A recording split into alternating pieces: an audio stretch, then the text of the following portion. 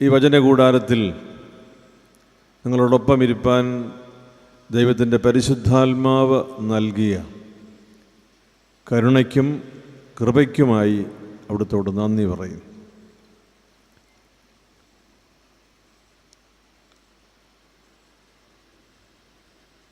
ഇന്നേറെ പ്രഭാതത്തിൽ ആരംഭിച്ച ഒരു ശുശ്രൂഷയുടെ ഏറ്റവും സന്തോഷകരമായ ഒരു കൂടിവരവിലാണ് ഞാനിപ്പോൾ നിങ്ങളോട് കൂടിയായിരിക്കുന്നത്. കർത്താവിൻ്റെ വചനം ലോകത്തെ നിലനിർത്തുന്ന ദൈവത്തിൻ്റെ പദ്ധതിയുടെ ജീവിപ്പിക്കുന്ന വചനം അതോർക്കാനും പങ്കുവയ്ക്കാനും സാക്ഷ്യപ്പെടുത്താനും ദൈവത്തിൻ്റെ പരിശുദ്ധാത്മാവ് നൽകിയ കൃപ, അവർണ്ണനീയമായ അവിടുത്തെ ദാനം, അത് എന്നെ സംബന്ധിച്ച്, നമ്മെ എല്ലാവരെയും സംബന്ധിച്ച് നമ്മെക്കുറിച്ചുള്ള ദൈവ പദ്ധതിയുടെ ഭാഗമാണ്. ദൈവത്തെ സ്തുതിക്കുന്നു. ഞാനിത് 2ാം തവണയാണ് ഈ റാന്നി ഭദ്രാസനത്തിൻ്റെ ആഭിമുഖ്യത്തിലുള്ള ഈ കൺവെൻഷനിൽ സംബന്ധിക്കുക. 27ാമത് കൺവെൻഷനിൽ ഇന്ന് ഈ ദൈവവചനവുമായി, ഈ സുവിശേഷ സന്ദേശവുമായി നിങ്ങളുടെ മുമ്പാകെ നിൽക്കുമ്പോൾ ഭാഗ്യസ്മരണാർഹനായ അത്താനാസിയോസ് തിരുമേനിയെ ഓർക്കുന്നു.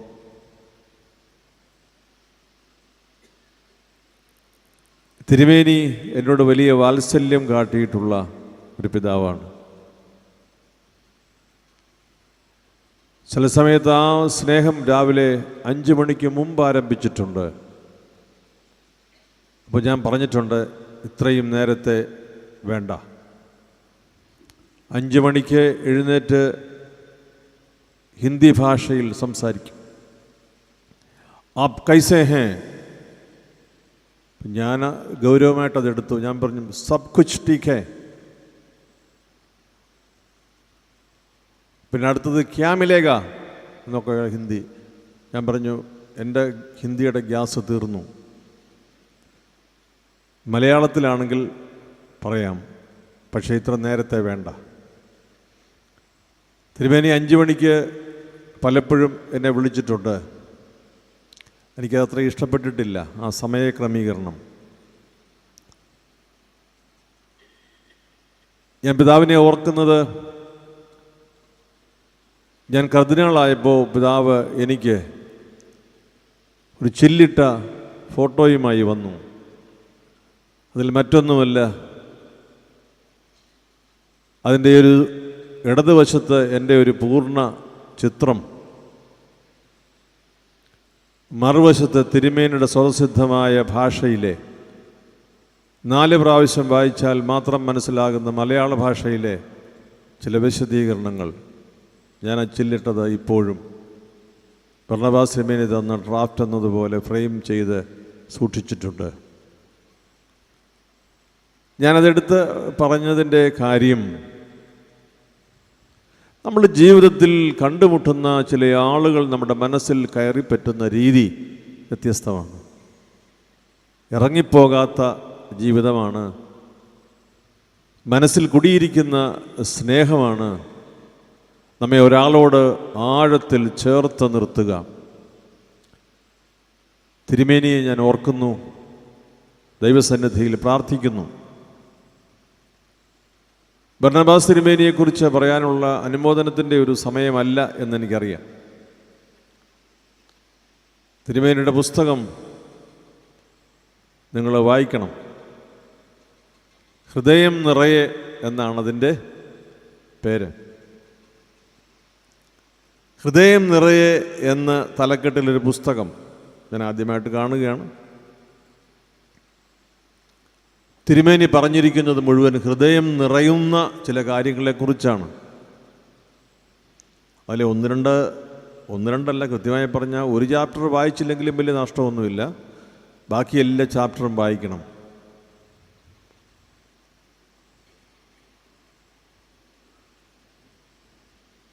പ്രിയപ്പെട്ടവരെ, ഞാൻ ഈ ദൈവവചനത്തിൻ്റെ എഴുതപ്പെട്ട വാക്കുകളിലേക്ക് കയറുന്നതിന് മുൻപ് നമ്മുടെ ജീവിതത്തിൻ്റെ പരമമായ സന്തോഷം അത് ദൈവത്തിലാണെന്ന് പരസ്യമായി പ്രകടിപ്പിക്കുവാൻ നമ്മെ സഹായിക്കുന്ന ചില അടയാളങ്ങളും സാക്ഷ്യങ്ങളും ഒക്കെ ഉണ്ട്. അത് നമുക്ക് ലഭിക്കുന്നത് നമ്മുടെ ജീവിതത്തെ ഗുണപരമായ പ്രകാശത്തിൽ കാണുന്നതിനാണ്, നമ്മെ ശുദ്ധീകരിക്കുന്നതിനാണ്, അടയാളമായി ലോകത്തിൻ്റെ മുമ്പിൽ നൽകുന്നതിനാണ്. പ്രിയപ്പെട്ട ബർണ്ണബാസ് തിരുമേനിയെ പരിചയപ്പെടുന്നതിനും അദ്ദേഹത്തിൻ്റെ സ്നേഹം അടുത്ത് അറിയുന്നതിനും എനിക്ക് ദൈവം നൽകിയ കൃപയ്ക്കായി സ്തോത്രം ചെയ്യും.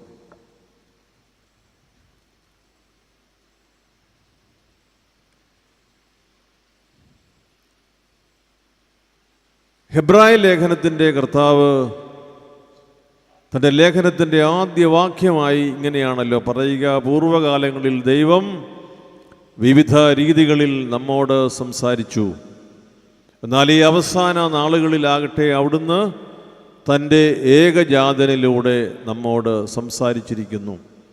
ഞാൻ ഉപയോഗിക്കുന്ന ഭാഷ POC ബൈബിളിലെ ഭാഷയാണ്.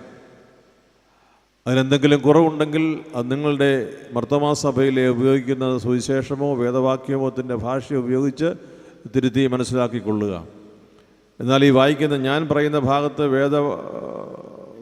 വേദശാസ്ത്രപരമായ ഭാഷണ്ഡതയോ ശീഷ്മയോ ഒന്നുമില്ല എന്ന് ഉറപ്പു തരുന്നു. പൂർവ്വകാലങ്ങളിൽ ദൈവം വിവിധ രീതികളിൽ നമ്മോട് സംസാരിച്ചു, എന്നാൽ ഈ അവസാന നാളുകളിലാകട്ടെ അവിടുന്ന് തൻ്റെ ഏകജാതനിലൂടെ നമ്മോട് സംസാരിച്ചിരിക്കുന്നു. ദൈവം നമ്മോട് സംസാരിച്ചു കൊണ്ടിരുന്നു.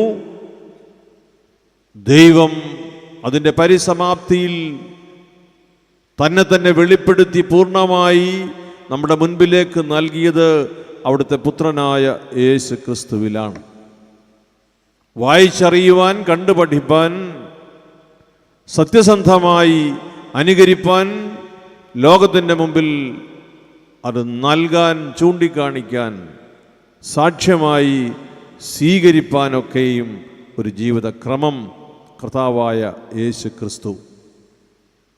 ഈ കർത്താവിനെ അനുകരിക്കുന്നതിൻ്റെ അർത്ഥം മനസ്സിലാക്കുന്നതിനും അത് ജീവിതത്തിൽ എങ്ങനെ സ്വന്തമാകും എന്ന് ആഴത്തിൽ പ്രാർത്ഥിക്കുന്നതിനും ഈ രൂപാന്തരീകരണത്തിലൂടെ കർത്താവിനെ ലോകത്തിൻ്റെ മുമ്പിൽ പ്രഘോഷിക്കുന്നതിനും, നിങ്ങൾ ലോകമെങ്ങും പോയി എൻ്റെ സുവിശേഷം അറിയിപ്പീൻ എന്ന കർത്തൃകൽപ്പന സുവിശേഷീകരണമായി നമുക്ക് നൽകുന്നതിനും നമ്മെ സഹായിക്കുന്ന ഒരു വചന കൂടാരത്തിൻ്റെ ഉള്ളിലാണ് അനുഗ്രഹീതമായ ഈ സന്ധ്യയിൽ പരിശുദ്ധാത്മാവ് വ്യാപരിക്കുന്ന ഈ അനുഗ്രഹീത മുഹൂർത്തത്തിൽ നാം ആയിരിക്കുക. ഇത്രയേറെ ക്രമീകരണം നമുക്ക് വേണ്ടി ചെയ്യാൻ നമ്മൾ ആരാ? സ്വർഗത്തിന് ഇങ്ങനെ ഒരു പദ്ധതി നമ്മളെക്കുറിച്ച് ക്രമീകരിപ്പാൻ നമ്മൾ ആരാണ്? യോഹന്നാൻ ശ്ലീഹ നമ്മോട് പറയുന്നുണ്ടല്ലോ, നാം ദൈവത്തെ സ്നേഹിച്ചു എന്നതിലല്ല, നാം ദൈവത്തെ സ്നേഹിച്ചു എന്നതിലല്ല, ദൈവം നമ്മെ സ്നേഹിച്ചു എന്നതിലാണ് സ്നേഹം അടങ്ങിയിരിക്കുക. സത്യമല്ലേ? നമുക്ക് ദൈവത്തെ സ്നേഹിപ്പാൻ ധാരാളം കാരണങ്ങൾ ഉണ്ട്. We have obligations. നാം കടപ്പെട്ടവരാണ്. കടപ്പാടിൻ്റെ കഥകൾ പറയാൻ ധാരാളമുണ്ട്. നമുക്ക് ദൈവത്തെ സ്നേഹിച്ചേ പറ്റൂ, കാരണം സ്വീകരിച്ചത് മുഴുവൻ നമ്മളാണ്. അവിടുന്ന് നമുക്ക് നൽകിയിട്ടേ ഉള്ളൂ. എന്നാൽ ദൈവത്തിന് നമ്മോട് എന്താ ഇത്ര വലിയ കടപ്പാട്? എന്തെങ്കിലും കടപ്പാടുണ്ടോ? ദൈവം നമ്മെ സ്നേഹിച്ചു എന്നതിലാണ് സ്നേഹം. അപ്പം ഇപ്പം ഇങ്ങനെ സ്നേഹിച്ച് വെളിപ്പെടുത്തിയ പുത്രനിലൂടെ നമ്മോട് സംസാരിച്ചത് നമ്മുടെ നാശത്തിനായിട്ടല്ല, നമ്മുടെ രക്ഷയ്ക്കായിട്ടാണ്. പ്രിയപ്പെട്ടവരെ, ഈ സന്ധ്യയുടെ രണ്ട് പ്രധാന കാര്യങ്ങൾ പറയാൻ ഞാൻ ആഗ്രഹിക്കുന്നത്,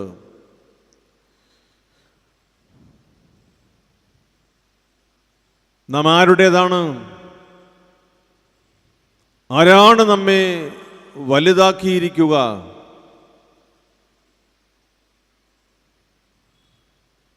നമ്മെ വലുതാക്കിയ ദൈവവുമായുള്ള ബന്ധം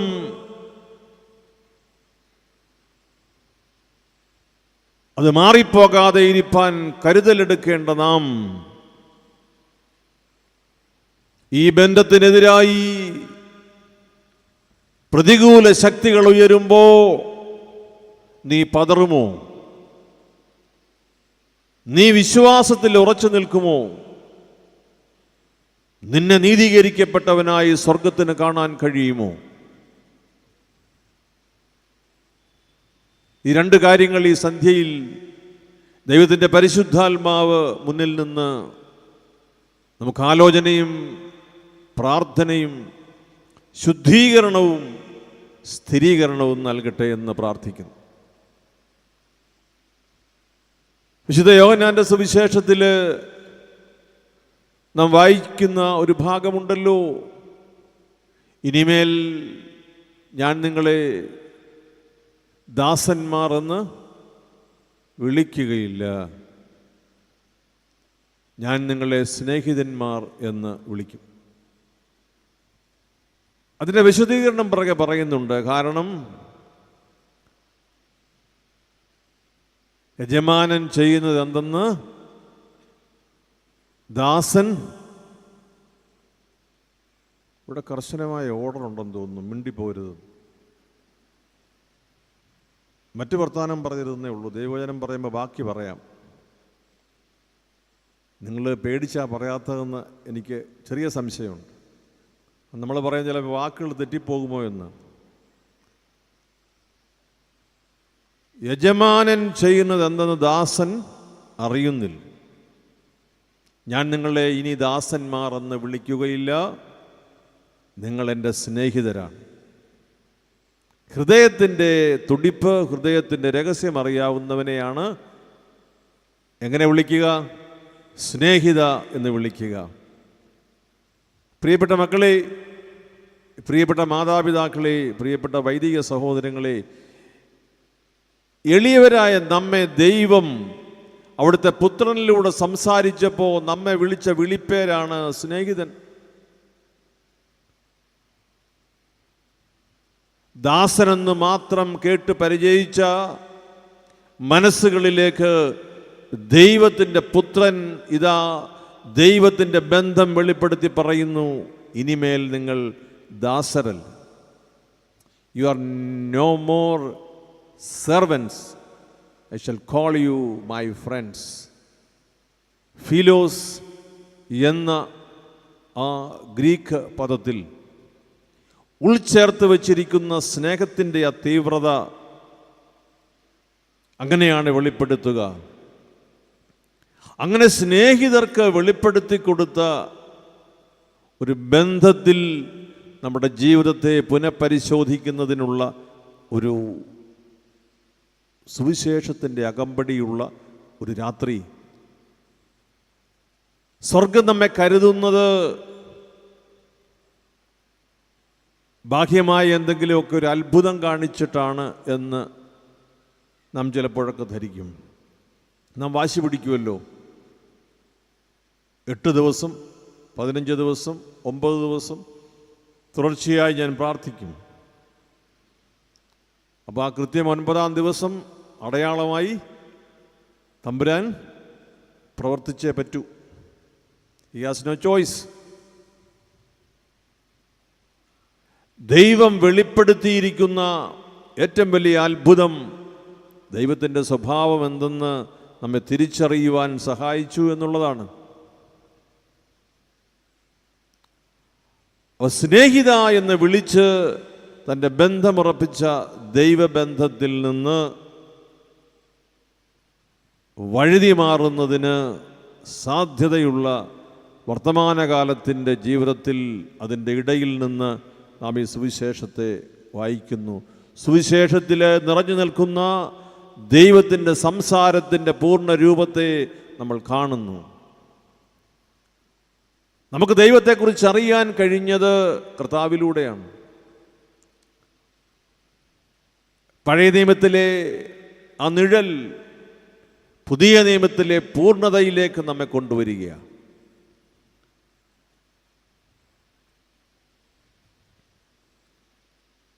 പ്രിയപ്പെട്ടവരെ, നമ്മുടെ ജീവിതത്തിൻ്റെ വർത്തമാനകാലത്തെ ക്രൈസ്തവ ജീവിതം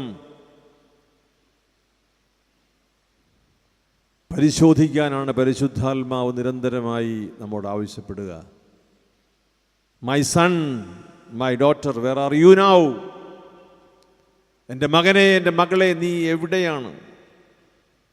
സ്നേഹിത എന്ന് വിളിച്ച നീ ആരുടെ സ്നേഹബന്ധത്തിലാണ്? Do you belong to me? നീ എന്നോടൊപ്പമാണോ? കർത്താവ് പറഞ്ഞത് ഓർക്കുക, നീ ലോകത്തിലാണെങ്കിലും ലോകത്തിൻ്റേത് അല്ല. You are in the world but you don't belong to the world. നീ ലോകത്തിലാണെങ്കിലും ലോകത്തിൻ്റെതല്ല.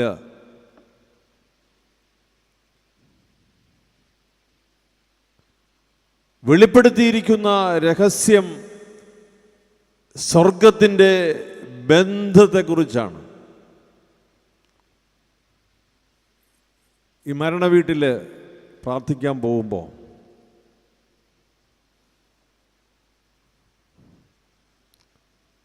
എനിക്ക് എപ്പോഴും സന്തോഷം തരുന്ന ഒരു കാര്യം,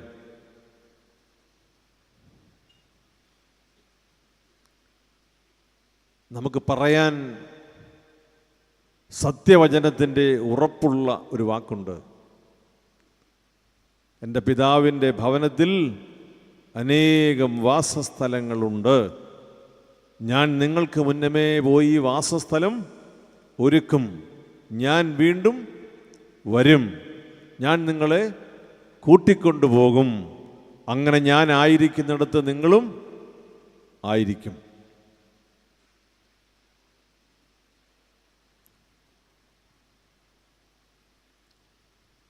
ദൈവം തൻ്റെ പുത്രനിലൂടെ സംസാരിച്ച് നമ്മുടെ ജീവിതത്തിൻ്റെ മഹത്വത്തെക്കുറിച്ച് നമ്മെ ഉറപ്പിക്കുക.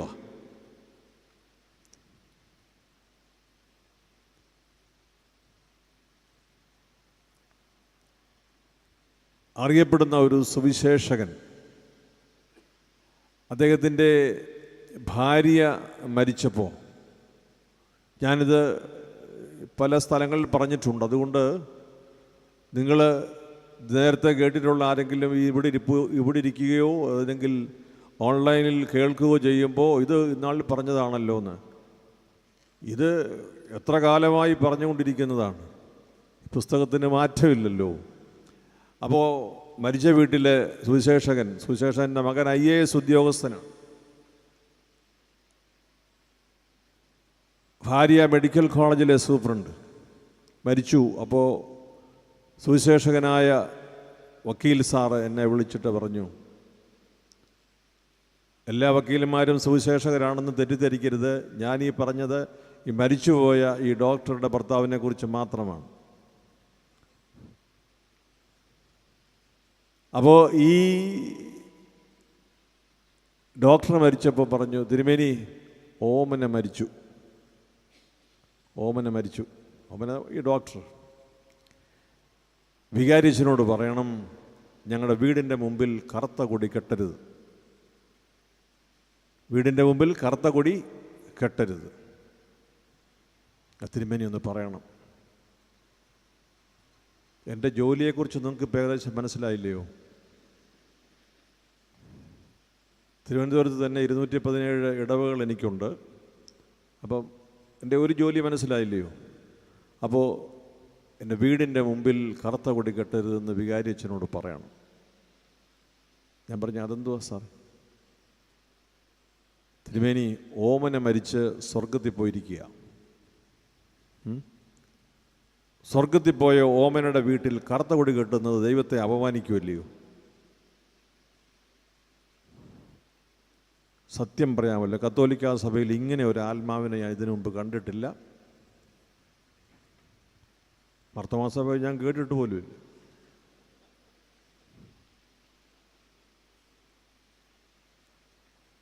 വീട്ടിൽ കറുത്ത കൊടി കെട്ടരുതെന്ന് അദ്ദേഹം വെറുതെ അങ്ങനെ ഒരു ഒരു ഒരു ഓളത്തിന് പറഞ്ഞതല്ല, ഒരു ഫ്ലോയ്ക്ക് പറഞ്ഞതൊന്നുമല്ല. ഞാൻ പറഞ്ഞു, സാറേ പിന്നെ എങ്ങനെ അറിയുന്നത് എങ്ങനെ? അവിടെ ആ മരണ വീട്ടിലെ അവിടെ വരണ്ടിയെന്ന് അറിയുന്നത് എങ്ങനെ? ആളുകൾ അറിയണ്ടേ? അത് ഒരു ഇതിൽ എഴുതി വെച്ചാലും കുഴപ്പമില്ല ഭിത്തിയാലേ, പക്ഷേ കറുത്ത കൊടി വേണ്ട, ഒരു വെള്ളക്കൊടി കെട്ടിയാൽ മതി എന്ന് പറഞ്ഞു. ഞാൻ പറഞ്ഞു അബദ്ധമാണ്. ഒരു വെള്ളക്കൊടിയിൽ ആരെങ്കിലും വന്ന് വല്ല സ്റ്റാറിൻ്റെ ഒരു സ്റ്റാറോ വല്ലതും പതിച്ചാൽ അത് വേറെ യുവജന പാർട്ടിയുടെ കൊടിയായിട്ട് മാറുമെന്ന് അറിയത്തില്ലയോ സാറേ? അത് വേണ്ട, അബദ്ധമാണ്. അല്ല, വെള്ളക്കൊടി കിട്ടിയാൽ മതി. തിരുവനന്തപുരം സിറ്റിക്കകത്ത് നമ്മൾ നഗരത്തിലേക്ക് കയറുന്നതിന് മുൻപ് ഒരു 150 തവണയെങ്കിലും ബർണബാസ് തിരുമേനി നോക്കി കടന്നു പോയിട്ടുള്ളൊരു വീടാണ്.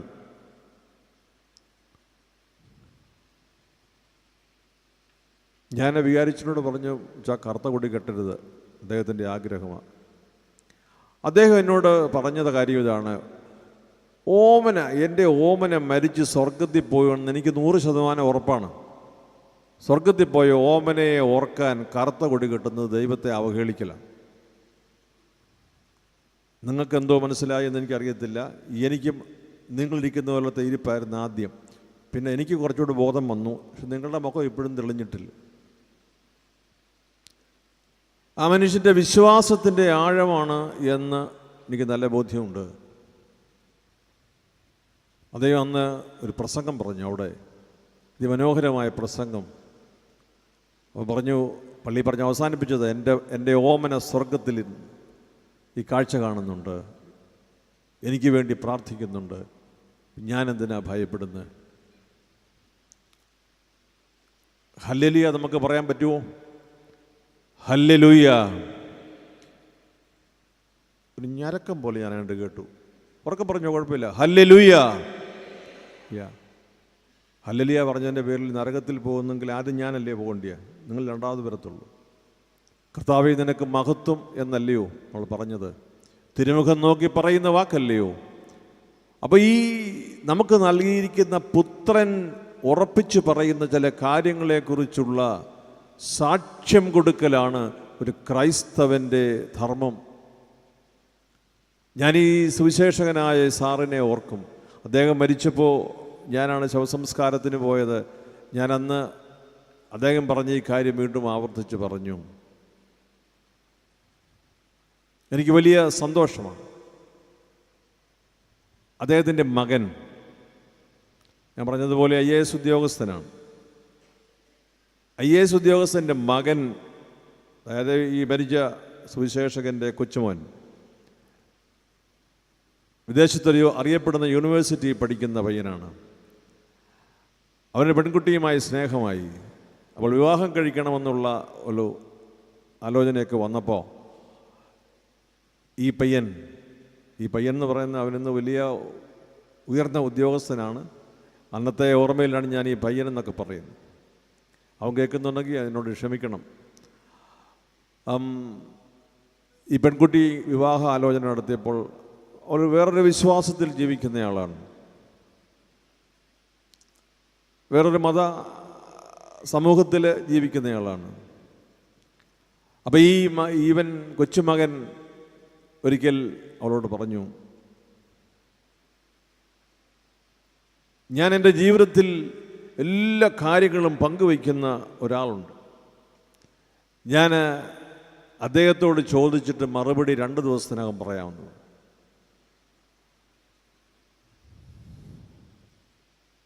അപ്പോൾ 2 ദിവസത്തിനകം പറഞ്ഞു. അവർ സംസാരിച്ചു. ഞാൻ പറഞ്ഞു, ഞാൻ എൻ്റെ എല്ലാ കാര്യങ്ങളും പങ്കുവയ്ക്കുന്ന ഒരാൾ കർത്താവായ യേശു ക്രിസ്തുവാണ്. ആ യേശു ക്രിസ്തുവിനെ ഞാനും എൻ്റെ ഭാര്യയും ഒരുപോലെ ആരാധിക്കുന്നതാണ് ജീവിതത്തിൻ്റെ സന്തോഷം. അതിന് തയ്യാറുണ്ടെങ്കിൽ മറ്റേത് ത്യാഗം ചെയ്യാനും ഞാൻ സന്നദ്ധനാണ്.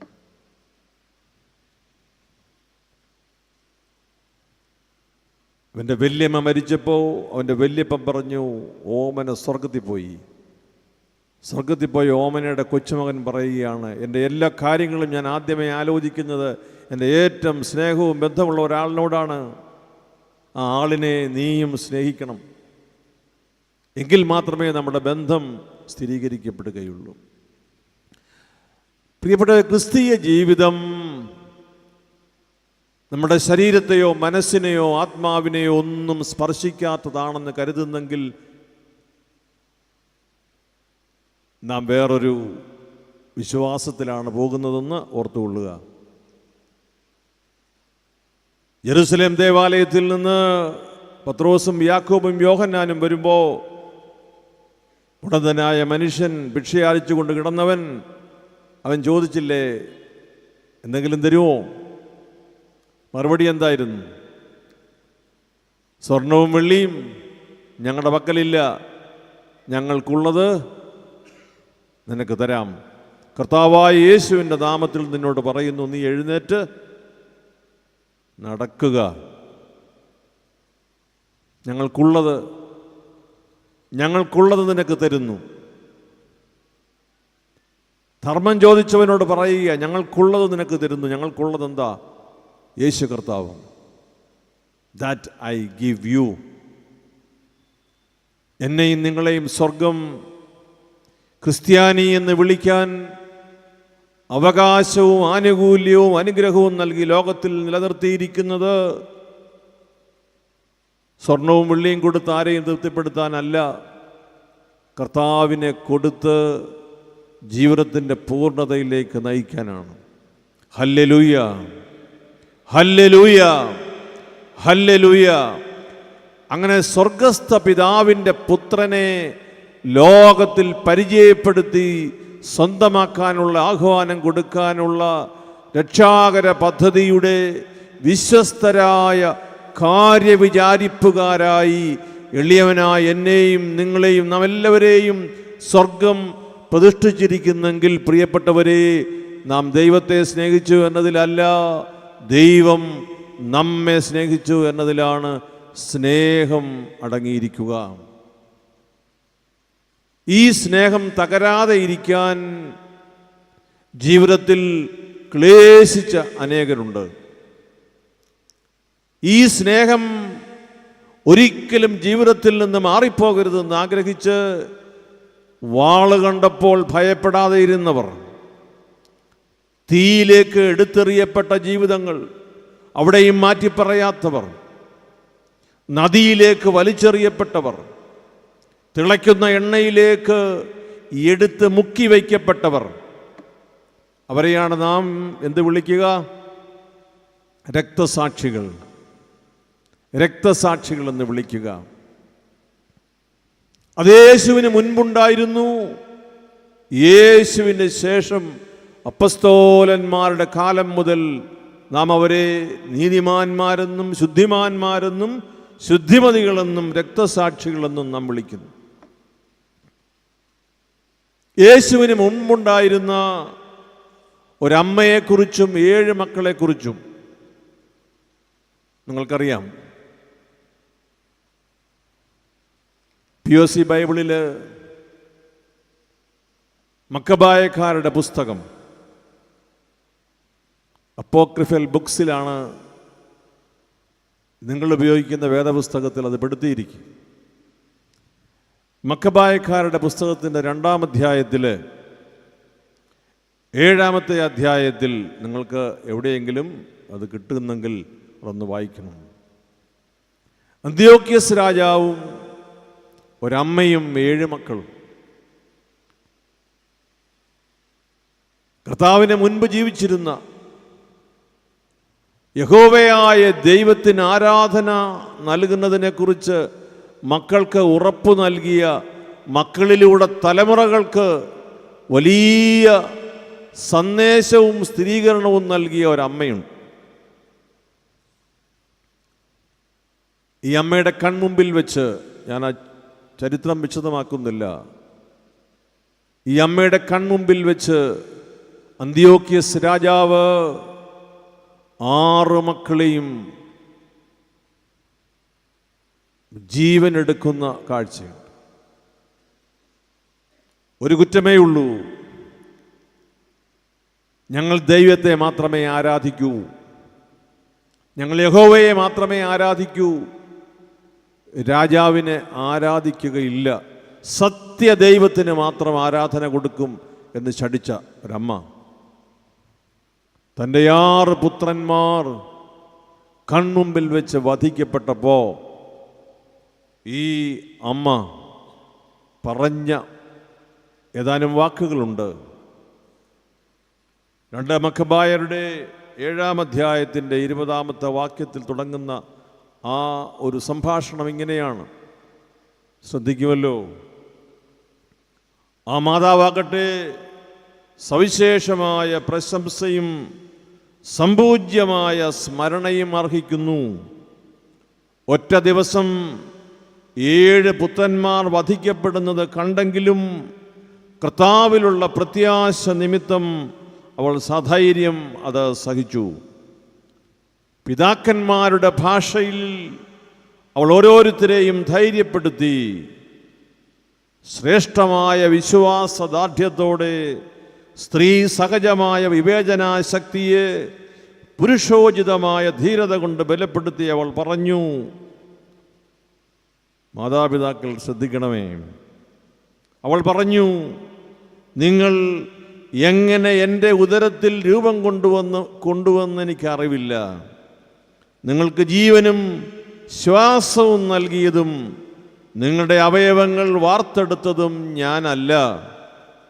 മനുഷ്യനെ ഉരുവാക്കുകയും എല്ലാറ്റിൻ്റെയും ആരംഭം ഒരുക്കുകയും ചെയ്ത ലോകസൃഷ്ടാവ് തൻ്റെ നിയമത്തെ പ്രതി നിങ്ങൾ നിങ്ങളെ തന്നെ വിസ്മരിക്കേണ്ടതിനാൽ കരുണാപൂർവം നിങ്ങൾക്ക് ജീവനും ശ്വാസവും വീണ്ടും നൽകും. തൻ്റെ മക്കളോട് അമ്മ പറയുകയാണ്, ഞാനല്ല നിങ്ങൾക്ക് ജീവൻ തന്നത്, നിങ്ങൾക്ക് ജീവൻ തന്നവൻ നിങ്ങൾക്ക് കരുണാപൂർവം വീണ്ടും ജീവനും ശ്വാസവും നൽകും. അവൾ തന്നെ അവഹേളിക്കുകയാണെന്ന് അവളുടെ സ്വരം കൊണ്ട് അന്ത്യോക്യസിന് തോന്നി. ഏറ്റവും ഇളയ സഹോദരൻ ഇനിയും ബാക്കിയുണ്ടായിരുന്നു. അവനോട് ആവശ്യപ്പെടുക മാത്രമല്ല, പിതാക്കന്മാരുടെ മാർഗത്തിൽ നിന്ന് വ്യതിചലിക്കുകയാണെങ്കിൽ അവന് ധനവും അസൂയാർഹമായ സ്ഥാനവും നൽകാമെന്നും തൻ്റെ സ്നേഹിതനായി സ്വീകരിച്ച് ഭരണകാര്യങ്ങളിൽ അവന് അധികാരം നൽകാമെന്നും അന്ത്യോക്യസ് അവന് ശപഥപൂർവ്വം വാക്കുകൊടുക്കുകയും ചെയ്തു. 7-ാമത്തെ മകൻ, ആ യുവാവ്, സമ്മതിച്ചില്ല. അവൻ്റെ അമ്മയെ അടുക്കൽ വിളിച്ചു തന്നെ രക്ഷിക്കാൻ കുമാരനെ ഉപദേശിക്കണം എന്ന് രാജാവ് നിർബന്ധിച്ചു. നിർബന്ധം കൂടിയപ്പോൾ അവൾ പുത്രനെ പ്രേരിപ്പിക്കാമെന്ന് ഏറ്റു. പുത്രൻ്റെ മേൽ ചാഞ്ഞ് അവൾ ക്രൂരനായ ആ സ്വേച്ഛാധിപതിയെ നിന്ദിച്ചുകൊണ്ട് മാതൃഭാഷയിൽ പറഞ്ഞു, മകനെ, എന്നോട് ദയ കാണിക്കുക. 9 മാസം ഞാൻ നിന്നെ ഗർഭത്തിൽ വഹിച്ചു, 3 കൊല്ലം മുലയൂട്ടി, നിന്നെ ഇന്നുവരെ പോറ്റി വളർത്തി. മകനെ, ഞാൻ യാചിക്കുന്നു, ആകാശത്തെയും ഭൂമിയെയും നോക്കുക, അവയിലുള്ള ഓരോന്നും കാണുക. ഉണ്ടായിരുന്നവയിൽ നിന്നല്ല ദൈവം അവയെ സൃഷ്ടിച്ചതെന്ന് മനസ്സിലാക്കുക. മനുഷ്യരും അതുപോലെയാണ് സൃഷ്ടിക്കപ്പെട്ടത്. ഈ അമ്മ പറയുന്നു, അന്ത്യോക്യസിനെ നോക്കി മകനോട് പറയുന്നു, ഈ കശാപ്പുകാരനെ നീ ഭയപ്പെടേണ്ട. സഹോദരന്മാർക്ക് യോജിച്ചവനാണ് നീ എന്ന് തെളിയിക്കുക. മരണം വരിക്കുക. ദൈവകൃപയാൽ നിന്റെ സഹോദരന്മാരോടൊത്ത് എനിക്ക് നിന്നെ വീണ്ടും ലഭിക്കാൻ ഇടയാകട്ടെ. ഹല്ലേലൂയ. ഒരമ്മ അവശേഷിച്ചിരിക്കുന്ന അവസാനത്തെ മകൻ്റെ മരണം ഒഴിവാക്കാൻ രാജാവ് നിർബന്ധിച്ചപ്പോൾ മകനെ പ്രേരിപ്പിക്കാമെന്നേറ്റ് മകനോട് ചാഞ്ഞെന്ന് പറഞ്ഞ് യോഹന്നാൻ ശ്ലീഹ കർത്താവിൻ്റെ നെഞ്ചിലേക്ക് ചാഞ്ഞു കിടന്നു എന്ന് ഒന്നും കേട്ടിട്ടില്ലേ? ആ ഭാഷയാണ് ഇവിടെ ഉപയോഗിച്ചിരിക്കുക. അമ്മ ഈ മകൻ്റെ നെഞ്ചിലേക്ക് ചാഞ്ഞ് അവനോട് പറഞ്ഞു. അമ്മ പറഞ്ഞ വാക്കിൻ്റെ അവസാനത്തെ ഏറ്റവും കട്ടികൂടിയ വാക്ക് എന്താണെന്ന് ചോദിച്ചാൽ, രാജാവിനെ നോക്കി മകനോട് പറയുന്നു, ഈ കശാപ്പുകാരനെ നീ ഭയപ്പെടേണ്ട. എൻ്റെ മറുവശത്ത് പറഞ്ഞിട്ടുണ്ട്, ജീവൻ നൽകിയിരിക്കുന്നത് ആരാണ്? ദൈവമാണ്. അവനെ ഭയപ്പെടുക, നീ മരണം കൈവരിക്കുക. നിന്റെ സഹോദരന്മാരോടൊത്ത് എനിക്ക് നിന്നെ വീണ്ടും കാണുവാൻ ഇടയാകട്ടെ. ഒരമ്മയും 7 മക്കളും. പ്രിയപ്പെട്ടവരെ, എന്തൊരമ്മയായത്! എന്തൊരമ്മയാണിത്! ഈ അമ്മയെക്കുറിച്ച് വല്ലതും ചാനൽ ചർച്ചയിൽ ചർച്ച ചെയ്താൽ, ഇന്നത്തെ ചാനൽ ചർച്ചയിലൊക്കെയാണ് ഇത് വന്നാൽ, എന്തൊക്കെയായിരിക്കും വേർഷൻ എന്നുള്ളത് ചിന്തിക്കാൻ സാധിക്കില്ല. പക്ഷേ മക്കബായക്കാരുടെ പുസ്തകത്തിൻ്റെ ഗ്രന്ഥകർത്താവിനൊരു കാര്യമേ പറയാനുള്ളൂ. സത്യദൈവത്തെ ആരാധിക്കുവാൻ തടസ്സം നിന്നതിൻ്റെ മുൻപിൽ ഒരമ്മ കാണിച്ച ധൈര്യം. എനിക്കെൻ്റെ ദൈവത്തെ ആരാധിച്ചാൽ മതി, എൻ്റെ ദൈവത്തിൻ്റെ സ്ഥാനത്ത് ദൈവത്തെ നിർത്തുവാൻ ഞാൻ സന്നദ്ധനല്ല.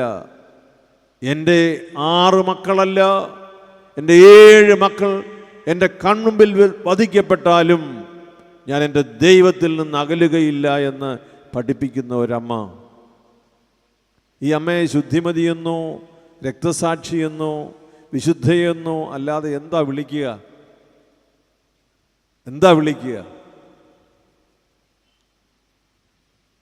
അചഞ്ചലമായ വിശ്വാസം. പ്രിയപ്പെട്ടവരെ, രണ്ടാമതൊന്ന് ചോദിച്ചാൽ, കർത്താവിൻ്റെ പേര് തെറ്റിച്ച് പറയുന്ന വർത്തമാനകാലത്തെ നമ്മുടെ വേദജ്ഞാനത്തിൻ്റെ മധ്യയാണ് നാം ഈ അമ്മയെ ഓർക്കുക. Do you believe in me എന്ന് ചോദിച്ചാൽ, 21 യുവാക്കൾ കടലിന് അഭിമുഖമായി നിൽക്കുന്നു. അവരുടെ കണ്ണുകൾ മൂടപ്പെട്ടിരിക്കുന്നു, കൈകാലുകൾ ബന്ധിക്കപ്പെട്ടിരിക്കുന്നു. 20 പേര് ക്രിസ്ത്യാനിയും ഒരാൾ യേശുക്രിസ്തുവിനെ കുറിച്ച് പഠിച്ചുകൊണ്ടിരിക്കുന്ന ഒരാളും. മറ്റ് മതസ്ഥനാണല്ലോ. 20 പേരെയും യേശുക്രിസ്തുവിൽ വിശ്വസിക്കുന്നു എന്ന് പറഞ്ഞപ്പോൾ അവരുടെ ജീവൻ എടുക്കപ്പെട്ടു. 21-ാമൻ, അവൻ ക്രിസ്ത്യാനിയല്ല, അവൻ്റെ അടുക്കൽ വന്ന് അവനോട് ചോദിച്ചു, do you believe in Christ? അവൻ പറഞ്ഞു, ആ 20 പേരുടെയും ദൈവമാണ് എൻ്റെയും ദൈവം.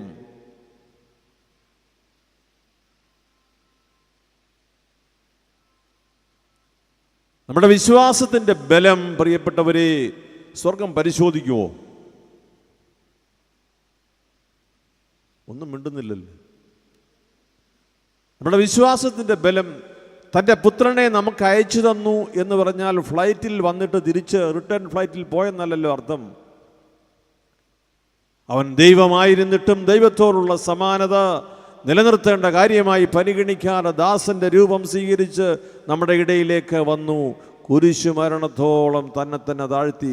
ഫിലിപ്പിയ ലേഖനത്തിലെ പൗലോസ് അപ്പോസ്തലൻ നമ്മെ പഠിപ്പിക്കുന്ന യേശുക്രിസ്തുവിൻ്റെ ശൂന്യനാക്കുന്ന രൂപത്തെക്കുറിച്ച് പറയുന്നത് അങ്ങനെയാ. ദൈവമായിരുന്നിട്ടും ദൈവത്തെ പോലെ കാണപ്പെട്ടിട്ടും ദൈവമായിരുന്നിട്ടും സമാനതയുള്ളവനായി നിന്നിട്ടും അതൊന്നും പരിഗണിക്കാതെ മനുഷ്യൻ്റെ ദുർബലമായ രൂപത്തിലേക്ക് വന്ന് നമ്മെ സ്നേഹിച്ച ദൈവം. ഈ കർത്താവ് സംസാരിച്ചു എന്ന് പറയുമ്പോൾ ഹെറോദോസ് രാജാവിൻ്റെ അരമനയിലെ ആ രംഗം ഒന്ന് ഓർക്കാതെ പോകരുത്.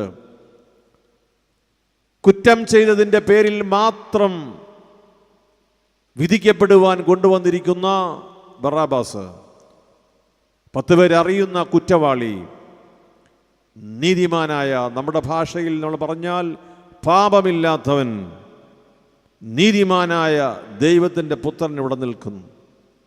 നാടുവാഴി ആരവമുണ്ടാക്കുന്ന ജനങ്ങളോട് ചോദിക്കുന്നു, ആരെയാണ് വിട്ടയക്കേണ്ടത്? മറുപടി എന്താ? ബറാബാസിനെ വിട്ടയക്കുക, യേശുവിനെ ക്രൂശിക്കുക.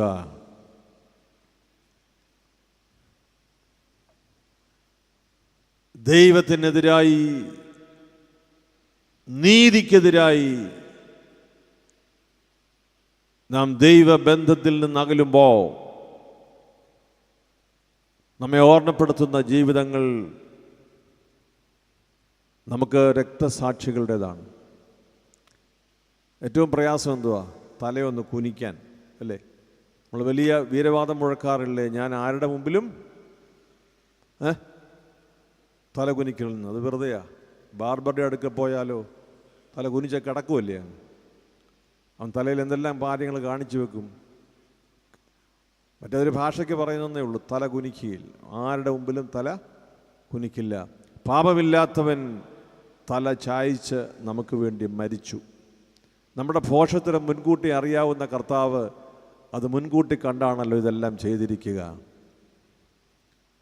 പ്രിയപ്പെട്ടവരെ, ഈ സന്ധ്യയിൽ നമ്മൾ ഒരുമിച്ച് ദൈവത്തിൻ്റെ വചനത്തിൻ്റെ ഒരു വലിയ രൂപാന്തരീകരണം നമ്മിൽ നടക്കുന്നതിന് നാം ഹൃദയപൂർവ്വം നമ്മെ തന്നെ വിട്ടുകൊടുക്കുമ്പോൾ ഒരു കാര്യം ഓർക്കുക.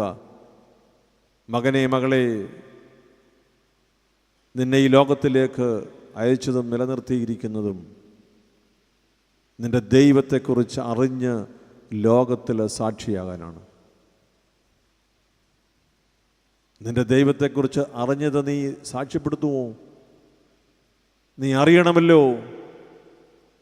നിൻ്റെ ദൈവം ആരെന്ന് നീ അറിയണ്ടേ? അറിഞ്ഞ ദൈവത്തെ സാക്ഷ്യപ്പെടുത്തണ്ടേ? പ്രിയപ്പെട്ടവരെ, നാം തെറ്റിദ്ധരിച്ചു പോയിട്ടുണ്ട് ക്രിസ്തീയ ജീവിതത്തെക്കുറിച്ച്.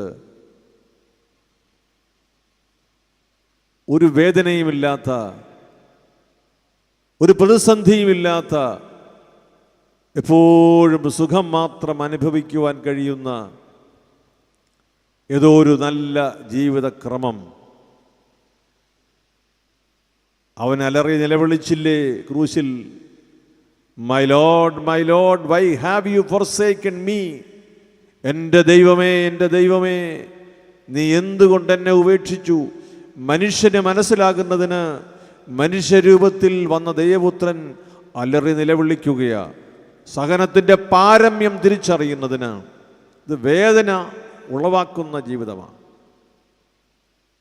നമുക്കൊരു രോഗവും പ്രയാസവും ഒന്നും ഉണ്ടാവില്ല എന്ന് കരുതുമ്പോൾ നമ്മെ തിരുത്തുവാൻ രക്തസാക്ഷികൾ, വേദസാക്ഷികൾ, നീതിമാന്മാർ, ശുദ്ധിമാന്മാർ, ഉപദേശിമാർ നമുക്ക് ചുറ്റുമുണ്ടാകും. അവസാനം പറഞ്ഞത് മനസ്സിലായെന്ന് തോന്നുന്നു, ഉപദേശിമാർ എന്ന് പറഞ്ഞത്. പ്രിയപ്പെട്ടവരെ, ഈ സഭയിലെ ഒരു ഉപദേശിയെക്കുറിച്ച് എൻ്റെ മനസ്സിലെപ്പോഴും, മറ്റുപദേശിമാരൊന്നും എന്നെ ഉപദ്രവിക്കുകയൊന്നും ചെയ്യരുത്, എനിക്ക് വളരെ എൻ്റെ ജീവിതത്തെ സന്തോഷിപ്പിക്കുന്ന ക്രിസ്തീയ ജീവിതത്തെക്കുറിച്ച് പ്രത്യാശ തരുന്ന ഉപദേശിയല്ലേ? ഏതാ നമ്മുടെ ഏത് ഉപദേശിയാണ്? അപ്പം നിങ്ങൾക്കതേ അഭിപ്രായക്കാരാണ് അല്ലേ? പ്രിയപ്പെട്ടവരെ, നിങ്ങൾ വിചാരിക്കുന്നതിനേക്കാൾ ഈ മനുഷ്യൻ അനേകരുടെ ജീവിതത്തിൽ കയറി പറ്റിയിട്ടുണ്ട്. അതിന് മർത്തോമാ സഭയുടെ ലേബലൊന്നും പറഞ്ഞിട്ട് കാര്യമില്ല. അതെല്ലാം ഞങ്ങൾ ഓരോരുത്തർ ഇദ്ദേഹത്തെ കൈവശപ്പെടുത്തി. സാധു കൊച്ചു കുഞ്ഞു ഉപദേശി മർത്തോമാ സഭയുടെ ഒരംഗമാണെന്ന് വേണേൽ പറഞ്ഞു, കുഴപ്പമില്ല. ഹി ബിലോങ്സ് ടു അസ്, നമ്മുടെ എല്ലാം സ്വന്തമാണ്. അങ്ങനെ എന്നെ പറയാൻ പ്രേരിപ്പിക്കുന്ന ഘടകം മർത്തോമാ സഭ വിശ്വാസിയാണെന്ന് എനിക്കറിയാം, ഈ സഭയിലെ സുവിശേഷകനാണെന്നറിയാം. പക്ഷേ ഈ മനുഷ്യൻ നമ്മുടെ നാട്ടിൽ ജീവിച്ച്, നമ്മുടെ ഈ മണ്ണിൽ നടന്ന്, നമ്മുടെ കൃഷിയിടങ്ങളിൽ കൃഷി ചെയ്ത് ഈ മനുഷ്യൻ ജീവിച്ചിട്ട് സുവിശേഷം വായിച്ച് പറഞ്ഞ ഒരു കാര്യം, നമ്മൾ വലിയ വിശുദ്ധരും പണ്ഡിതരുമെന്ന് വിശേഷിപ്പിക്കുന്നവർ പറഞ്ഞിരിക്കുന്ന കാര്യത്തിൻ്റെ സുവിശേഷാത്മകമായ ലളിത വിവരണമല്ലേ?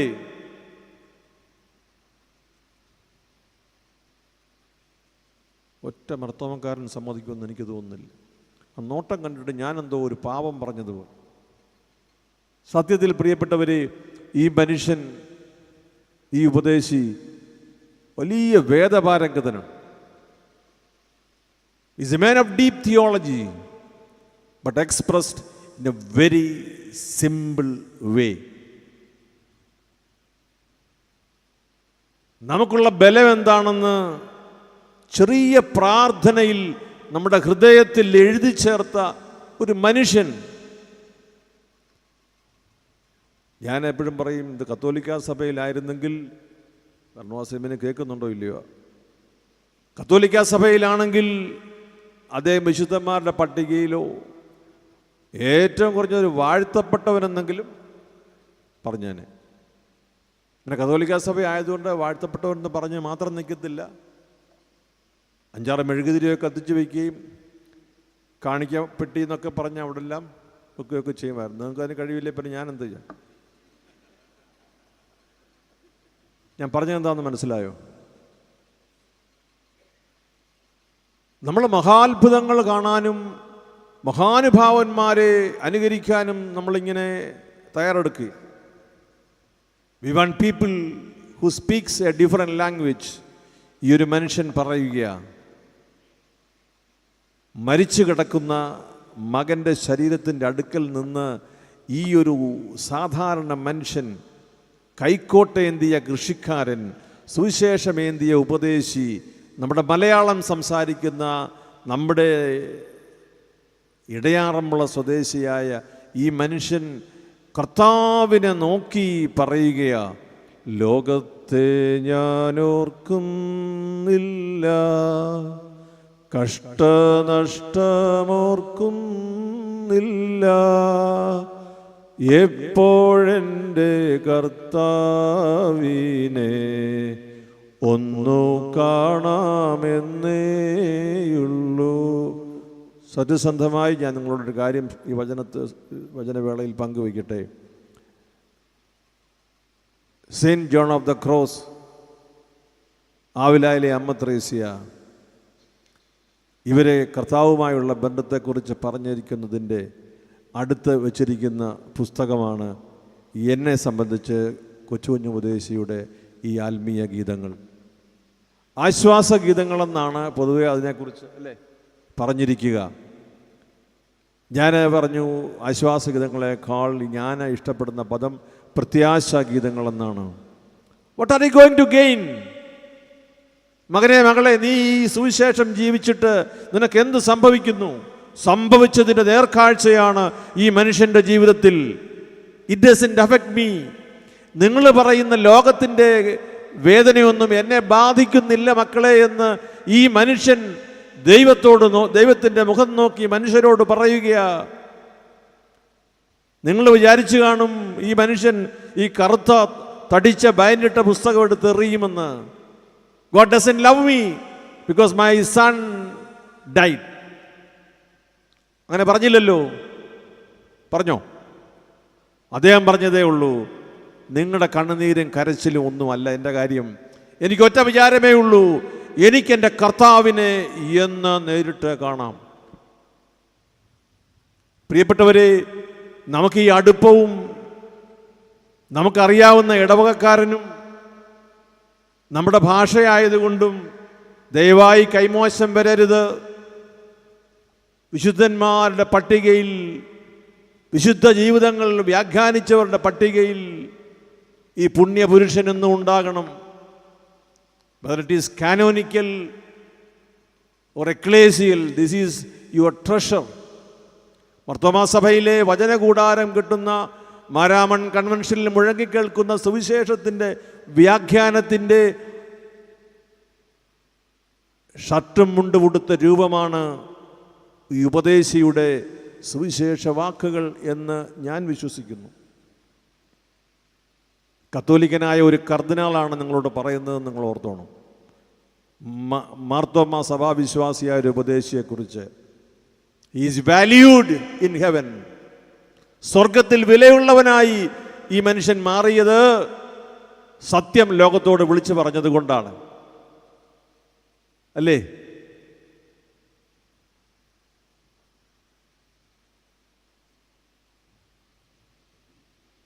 ഞാൻ എന്താ പറഞ്ഞെന്ന് ചോദിച്ചാൽ, സുവിശേഷം ജീവിക്കാൻ പാടുപെടുന്ന കാലമാണ്, അല്ലേ? ഒന്നിനും അനക്കവില്ല. സുവിശേഷം ജീവിക്കാൻ പാടുപെടുന്ന കാലമാണ്. നമ്മൾ സുവിശേഷം വായിക്കുന്നത് എവിടാ? നല്ല ഗ്യാരണ്ടിയുള്ള 4 ഭിത്തിയിൽ ഉറപ്പുള്ള പള്ളിക്കകത്താണ്. ഒന്നാം തരം മൈക്ക് സിസ്റ്റം, അല്ലേ? ആവശ്യത്തിന് വേണ്ടിയതിനേക്കാൾ കൂടിയ വോളിയം.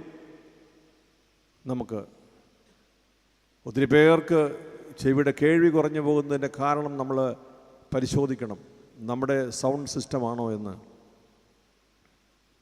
നന്നായി കേൾക്കാൻ പറ്റുന്ന സ്വരത്തിൽ കേൾക്കാൻ കഴിയുന്നതിനേക്കാൾ ഭയപ്പെടുത്തുന്ന ഒരേ സമയം ചെവിയും ഒരേ സമയം ചങ്കും, അല്ലേ? നുറുങ്ങിയ ഹൃദയം എന്ന് പറയുന്നത് അതുകൊണ്ടാണ്.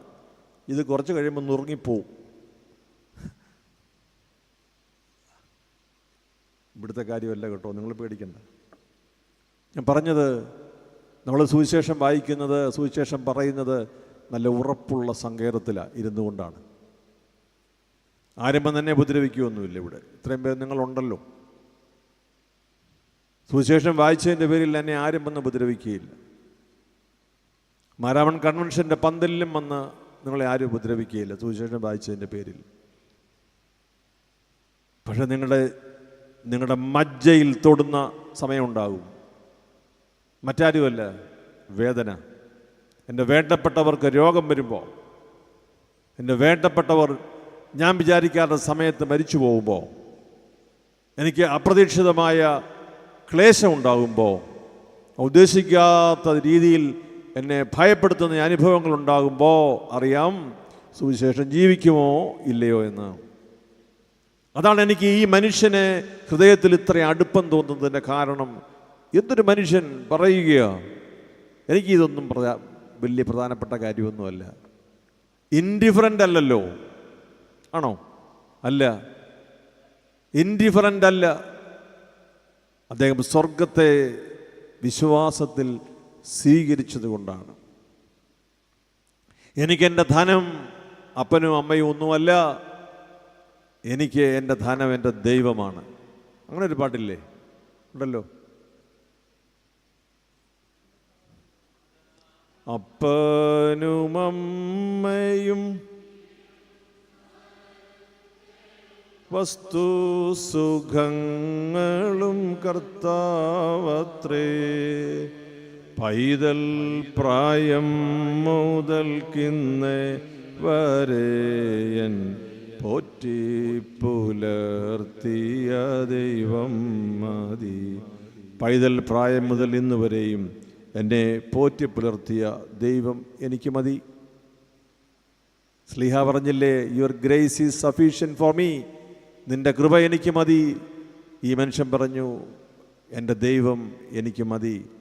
അപ്പനും അമ്മയും വീടും ധനങ്ങളും 2 സെൻറ്റ് സ്ഥലത്തിന് ലോകത്തിലുള്ള ഏത് കോടതി വരെയും പോകാൻ തയ്യാറെടുത്ത് നിൽക്കുന്ന നമ്മളുടെ വീരശൂര പരാക്രമിയായ ഉള്ളിലെ പുരുഷനുണ്ടല്ലോ, സ്ത്രീയുണ്ടല്ലോ, കുടുംബമുണ്ടല്ലോ.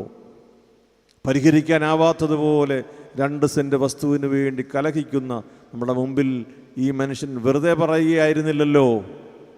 അപ്പനും അമ്മയും വീടും ധനങ്ങളും ഒന്നുമല്ല, പൈതൽ പ്രായം മുതൽ എന്നെ പോറ്റി വളർത്തിയ എൻ്റെ ദൈവം എനിക്ക് മതി. സുവിശേഷത്തെ ജീവിക്കാൻ നമുക്ക് പഴയ നിയമത്തിൽ അടയാളപ്പെടുത്തപ്പെട്ട ജീവിതമുണ്ട്, പുതിയ നിയമത്തിലെ അടയാളപ്പെടുത്തപ്പെട്ട ജീവിതം നമുക്കറിയാവുന്ന, പേരറിയാവുന്ന, കുടുംബം അറിയാവുന്ന, വീടറിയാവുന്നവരും ജീവിച്ചിരിപ്പുണ്ട്. പ്രിയപ്പെട്ടവരെ, സ്നേഹിത എന്ന് വിളിച്ചവരുടെ ഗണത്തിൽ, സ്നേഹിത എന്ന് വിളിച്ചവരുടെ ഗണത്തിൽ നമ്മെ ചേർത്ത ദൈവം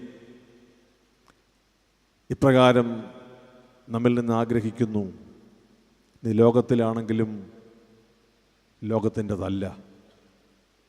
കർത്താവ് പറഞ്ഞത് നീ ലോകത്തിലാണെങ്കിലും ലോകത്തിൻ്റെതല്ല.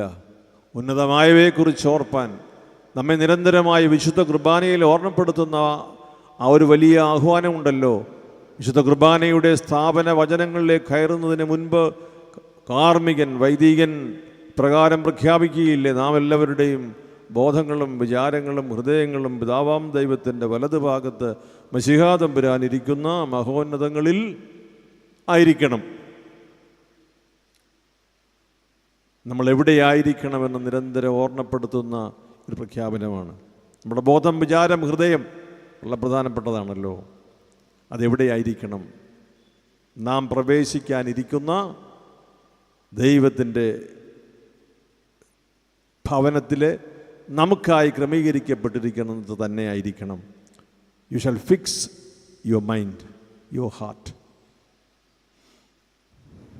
ഈ സന്ധ്യയിൽ പരിശുദ്ധാത്മാവ് പൂർത്തീകരിക്കട്ടെ. പരിശുദ്ധാത്മാവ് നൽകിയ ആലോചനയിൽ എൻ്റെ പരിമിതമായ വാക്കിലും ഭാഷയിലും ദൈവവചനത്തെ മനസ്സിലാക്കി അവതരിപ്പിച്ചതിലും അതിൻ്റെ കുറവുകളെല്ലാം പരിശുദ്ധാത്മാവ് പൂർത്തീകരിച്ച് നമ്മുടെ ഹൃദയങ്ങൾക്ക് വെളിച്ചം നൽകട്ടെ. We have only one life in this world. നമുക്ക് ജീവിപ്പാൻ ഈ ലോകത്തിൽ ഒരു ജീവിതമേ ഉള്ളൂ. നമ്മോട് സംസാരിച്ചാലോ നമ്മെ കണ്ടാലോ ആരും അങ്ങനെ പറയത്തില്ല.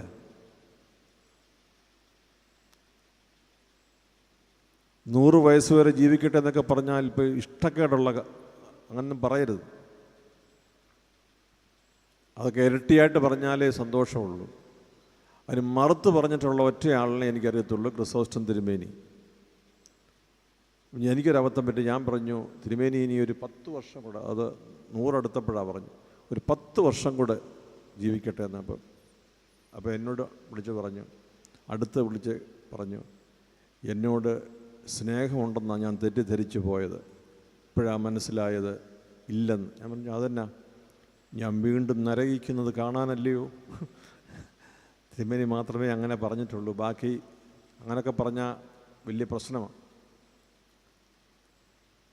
ഈ ലോകത്തു നിന്നുമായിരിക്കുമ്പോൾ പ്രിയപ്പെട്ടവരെ നമുക്ക് ഓർക്കാം, നമുക്ക് ഈ ലോകത്തിൽ നിന്ന് എന്ത് കൊണ്ടുപോകാൻ കഴിയും? എന്ത് കൊണ്ടുപോകാൻ കഴിയും?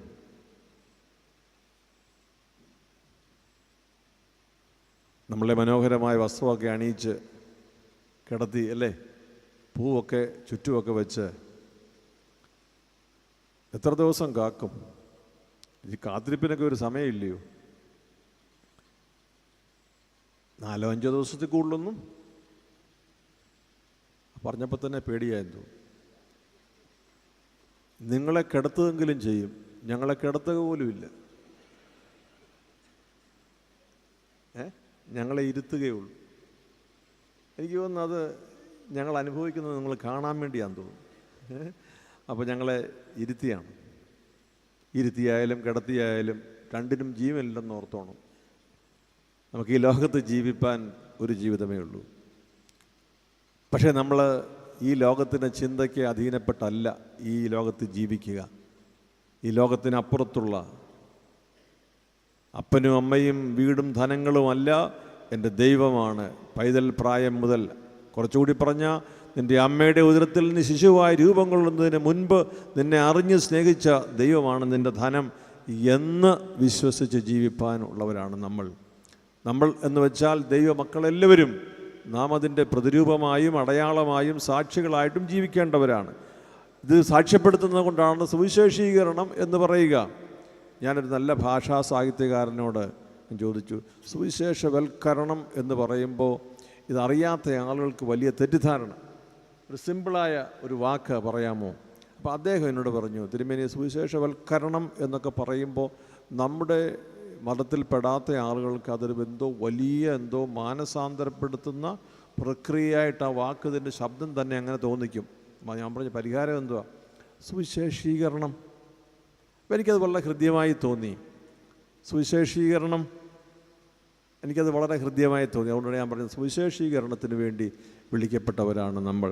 നമുക്ക് ജീവിതത്തെ ഗൗരവമായി എടുക്കാം. ഞാനും നിങ്ങളും വീണ്ടും കണ്ടുമുട്ടും.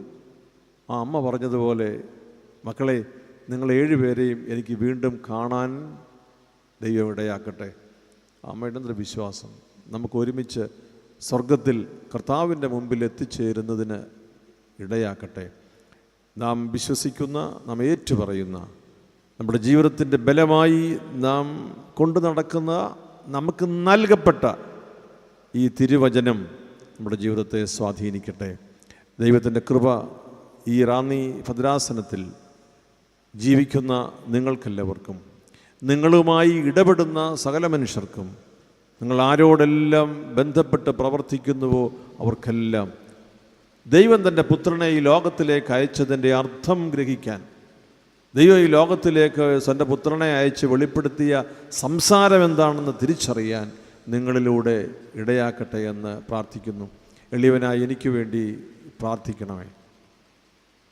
അതിനെങ്കിലും ഒരു മറുപടി കേട്ട ജവാനക്കുമോ? പ്രാർത്ഥിക്കുമോ? 5-6 ആത്മക്കൾ കൈപൊക്കിയിട്ടുണ്ട്. അതിൽ വെള്ളക്കുപ്പായി ഇട്ടവരുണ്ട്, ഞാൻ കാണുന്നുണ്ട്. ദൈവം അനുഗ്രഹിക്കട്ടെ. പ്രാർത്ഥിക്കണം. ഞാനൊരു പരസ്യമായി ന്യൂയോർക്കിൽ വെച്ച് ഞങ്ങളുടെ പള്ളിയിൽ വെച്ച് ചോദിച്ചു, കുഞ്ഞുങ്ങളുടെ സൺഡേ സ്കൂൾ കുഞ്ഞുങ്ങളുടെ മീറ്റിംഗ് ആണെന്ന് ചോദിച്ചു, do you pray for me? പിള്ളേരെല്ലാം കൂടെ ആർത്തളിച്ച്, അമേരിക്കയിലെ പിള്ളേരുടെ ഒരു മെച്ചം, 15 വയസ്സാകുന്നതിന് മുമ്പുള്ള പിള്ളേരുടെ കാര്യം അതിനെ പറയുന്നത്. Do you pray for me? അവർ പറഞ്ഞു, yes we do pray for you. 15 വയസ്സ് കഴിഞ്ഞ് ചോദിക്കരുത്, പിന്നെ മലയാള സ്വഭാവം വരും, കള്ളം പറയും. അപ്പോൾ ഈ പിള്ളേരെല്ലാം കൂടെ പറഞ്ഞു. ഒരു പെങ്കൊച്ച് എഴുന്നേറ്റ് നിന്ന് പറഞ്ഞു, no I don't pray for you. ചങ്ക് പൊട്ടിപ്പോയി. ഇത്ര അഹങ്കാരവും. എഴുന്നേറ്റ് നിന്ന് അവൾ പറഞ്ഞു, no I don't pray for you. എനിക്ക് ആ കൊച്ചിൻ്റെ പേരറിയാം, Anita. You don't pray for me? No I don't pray for you. എനിക്കങ്ങ് സങ്കടവും ദുരിതവും എല്ലാം വന്ന്, നല്ല കുടുംബക്കാരാന്ന്. ഞാൻ സ്ഥലം പറയുന്നില്ല, ഇവനടുത്താ വീട്. ഇനി രാത്രി അവർ വന്ന് ഇവിടെ വന്ന് തന്നെ അടിച്ചിട്ട് പോകണ്ട. തെറ്റിദ്ധരിക്കില്ല, റജിയുടെ കുടുംബമൊന്നുമല്ല. അപ്പോൾ ഞാൻ ചോദിച്ചു, you don't pray for me? അപ്പോൾ ആ പെങ്കൊച്ച് പറഞ്ഞു, no I don't pray for you. Anita, can you tell me the reason? അവൾ പറഞ്ഞു, yes, so far nobody has asked me to pray for you. So far nobody has asked me to pray for you. ഇതുവരെ ആരും തിരുമേനിക്ക് വേണ്ടി പ്രാർത്ഥിക്കണമെന്ന് എന്നോട് പറഞ്ഞിട്ടില്ല എന്ന്. എൻ്റെ ശ്വാസം സത്യത്തിൽ നേരെ വീണത് അപ്പോഴാണ്. ഞാൻ പറഞ്ഞു, ഐ ബെഗ് യു, ഞാൻ നിന്നോട് അപേക്ഷിക്കുന്നു, എനിക്ക് വേണ്ടി പ്രാർത്ഥിക്കണം. സംഭവിച്ച അത്ഭുതം ഞാൻ പറയാം. അവൾക്കിന്ന് 28-29 വയസ്സുണ്ട്, അമ്മയാണ്, മക്കളൊക്കെ ഉണ്ട്. അതിനുശേഷം ഞാൻ എവിടെ കണ്ടാലും അവളോട് അനീറ്റ എന്ന് വിളിക്കാൻ പറയും, please don't repeat that question. I am praying for you every day ever since you ask to pray for you. ഞാൻ പ്രാർത്ഥന ചോദിച്ച അന്ന് മുതൽ ഇന്ന് വരെ പ്രാർത്ഥിക്കുന്നുണ്ടെന്ന് പറയും. ഇപ്പോൾ ഞാൻ ഇവിടെ നിന്ന് ആ മകളെ വിളിച്ചാൽ അവൾ ആദ്യം പറയുന്ന മറുപടി, തിരുമേനി I am praying for you every day. അവൾ മാത്രമല്ല, അവിടെ കുഞ്ഞുങ്ങളെ കൊണ്ടും പ്രാർത്ഥിക്കും. അവൾക്കറിയാം ഇത് ഒറ്റ നടപ്പിന് പോകാത്ത ഒരാത്മാവാണിത്, കൊണ്ട് കുഞ്ഞുങ്ങളെ കൊണ്ട് പ്രാർത്ഥിച്ചാലേ ശരിയാകത്തുള്ളൂ എന്നറിയാം. കുടുംബമായിട്ട് എനിക്ക് വേണ്ടി പ്രാർത്ഥിക്കുന്നുണ്ട്. അതുകൊണ്ട് എന്നെ കേൾക്കുന്ന പ്രിയപ്പെട്ട കുടുംബ അംഗങ്ങളെ, സഹോദരന്മാരെ, സഹോദരിമാരെ, പ്രിയപ്പെട്ട അച്ഛന്മാരെ, നിങ്ങളും കൂടെ പ്രാർത്ഥിച്ചാൽ എൻ്റെ ആത്മാവ് എങ്ങനെയെങ്കിലും സ്വർഗത്തിലെത്തും. പ്രാർത്ഥിക്കണം. സുവിശേഷത്തിൻ്റെ സന്തോഷം എൻ്റെ ഹൃദയത്തിൽ നിന്ന് വിട്ടുപോകാതിരിക്കാൻ നിങ്ങൾ പ്രാർത്ഥിക്കണം. ലോകം തരുന്ന സന്തോഷത്തിൽ അല്ല, സുവിശേഷത്തിൽ കർത്താവ് തരുന്ന സന്തോഷത്തിൻ്റെ ആ വലിയ ഒളിമങ്ങാത്ത ശോഭ കാണാനിടയാകണം. ഹൃദയം പ്രത്യാശ കൊണ്ട് നിറയണം. നിങ്ങൾ പ്രാർത്ഥിക്കണം. നിങ്ങളുടെ സഭാംഗമല്ലാത്ത ഒരു തിരുമേനിക്ക് വേണ്ടി പ്രാർത്ഥിച്ചാൽ സ്വർഗം അതിന് മുൻഗണന കൊടുത്ത് എന്നെ സഹായിക്കും. ഭരണവാസിനിമേനിക്ക് വേണ്ടി പ്രാർത്ഥിച്ചു, പക്ഷേ തിരുമേനി കണ്ണടച്ചിരിക്കുമ്പം എനിക്ക് വേണ്ടി പ്രാർത്ഥിച്ചോണം. ദൈവം ഈ ഭദ്രാസനത്തെ അനുഗ്രഹിക്കട്ടെ. അഭിയന്ന തിരുമേനിയെ കാണാനും പരിചയപ്പെടാനും, നിങ്ങൾ അനേകം വൈദികരെ കാണാനും പരിചയപ്പെടാനും, ഈ സഭയുടെ മക്കൾ അനേകരോട് നിങ്ങളോട് ചേർന്ന് നിൽക്കാനും, നിങ്ങളുടെ സ്നേഹം അനുഭവിപ്പാനും, നിങ്ങളെ സ്നേഹിപ്പാനും, നമ്മൾ ഒരു കുടുംബത്തിലെ മക്കളാണെന്ന് സത്യം ദൈവത്തിനു മുമ്പാകെ ഏറ്റുപറയുവാനും ദൈവം എനിക്ക് നൽകിയ ഈ ഒരു ബന്ധത്തെ ഓർത്ത് ഞാൻ നന്ദി പറയും. ഈ എല്ലാവരും ചോദിക്കും, മർത്തോമാ സഭയോട് എന്താണ് തിരുമേനിക്ക് ഇത്രയും അടുപ്പവും ബന്ധവും എന്ന്. അത് ഈ ബർണ്ണബാസ് തിരുമേനിയെ പോലുള്ള ആളുകളോട് ചോദിച്ചാൽ മതി. അതിൻ്റെ കാരണം എനിക്കറിഞ്ഞുകൂടാ. അവരുടെ നല്ല മനസ്സും സ്നേഹവും ഒക്കെയാണ്. ബർണ്ണബാസ് തിരുമേനി തിരുവനന്തപുരത്തായിരുന്നപ്പോൾ പറയാതെ കയറി വരും. പറയാതെ കയറി വരുമെന്ന് പറഞ്ഞാൽ എന്തോ അർത്ഥം? അത്രയും സ്വാതന്ത്ര്യം ഉണ്ട്. ഞാൻ അവിടെ പലപ്പോഴും അങ്ങനെയാണ് പോയിട്ടുള്ളത്.